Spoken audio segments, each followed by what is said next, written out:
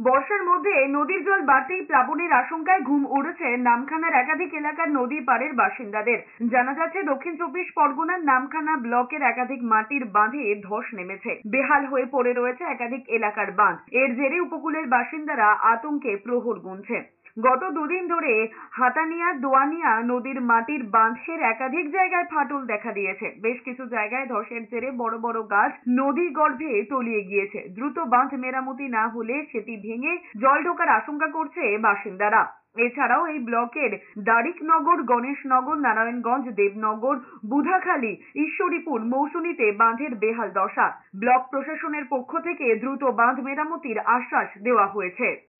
আর যে পার্টি উঠছে পড়ছে, যেই পার্টি আসুক না কেন, কোনো পার্টি বাঁধ সেরকম ভালো করে করছে না। কেন্দ্রীয় সরকার সেচ দপ্তর থেকে কোনোভাবে, শুধু সেচ দপ্তর নয়, আমাদের এমজিএনআরজিএস থেকে শুরু করে প্রত্যেকটি জায়গায় একটা টাকাও দেয়নি। যতগুলো ঝড় হিট করেছে, যতগুলো ডিজাস্টার হয়েছে, তার মধ্যে আপনারা প্রত্যেকে দেখবেন যে নামখানার বকখালি, মৌসুমী, সাগর, পাথর এগুলো হিট করার পরেও আমাদের ইরিগেশন ডিপার্টমেন্টের বেশ কিছু জায়গা অ্যাবলিশড হয়েছে। তা সত্ত্বেও বেশ কিছু জায়গা আছে যেখানে দপ্তর যেগুলো কাজ করেছিল সেগুলো মোটামুটি এখনও পর্যন্ত ঠিক আছে।